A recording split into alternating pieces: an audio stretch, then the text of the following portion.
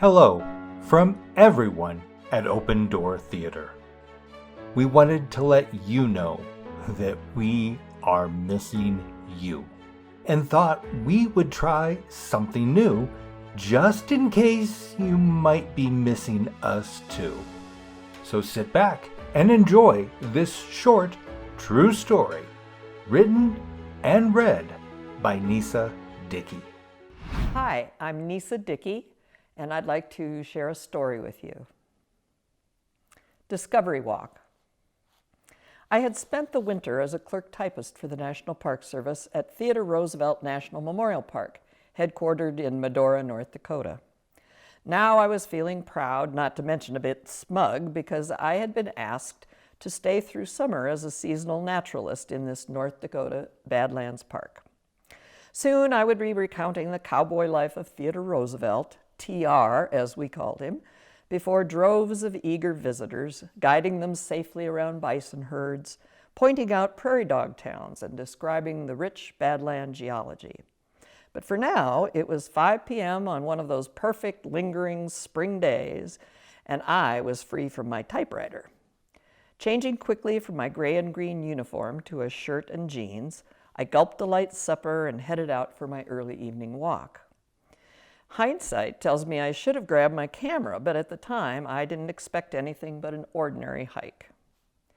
Leaving the apartment, my home for the prior 6 months, I headed for the road behind the headquarters building.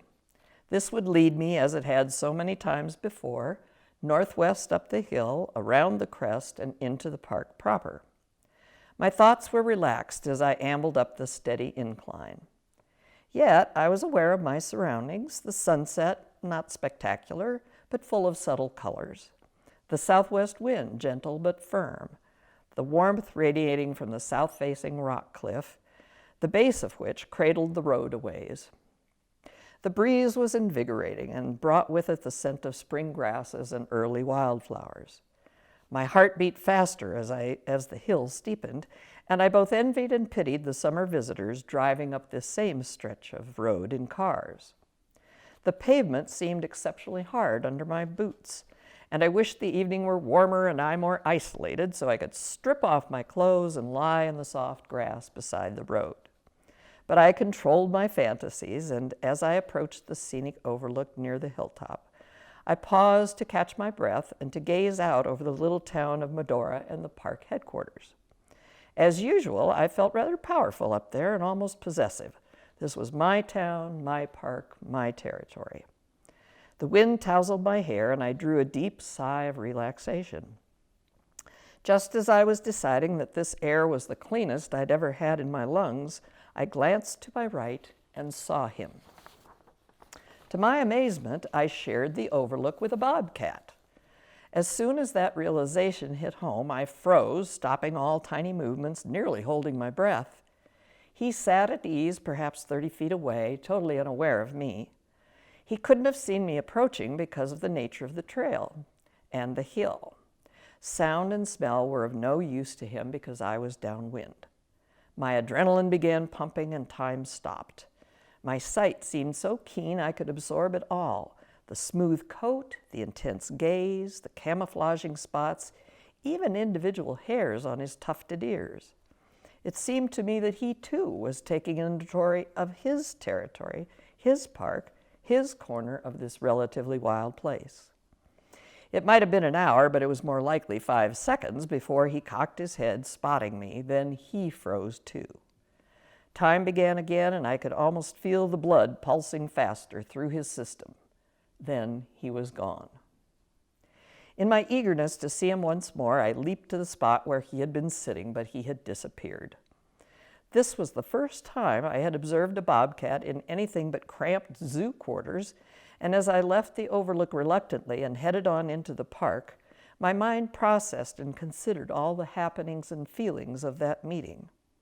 It was suddenly clear that this incident would make a lasting impression on me.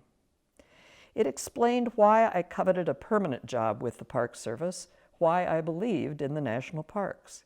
It was not some vague altruistic plan to serve the public, helping some little old lady find the restroom. It was not some sense of duty, protecting the wildlife from poachers and the wildflowers from pickers. It was not even the hope of exciting a young child to learn more about bison or stars or herself. Although I hoped to succeed in all those things, my more primitive need was revealed: to know and experience places still wild enough to support cougars and coyotes and grizzly bear, pronghorn and bighorn sheep and moose, eagles and falcons and ptarmigans, and of course, bobcats. Since that day in 1976, I have worked in rural Colorado and Utah, and as far north and urban as Seattle, Washington. Along the way, I joined the permanent ranks of the National Park Service. But even in my current city job, I find that my feelings from that day have not changed. I still feel the need to believe that when I return to North Dakota, I may climb that same hill, look towards the setting sun, and be thrilled again by sharing time and space with another bobcat.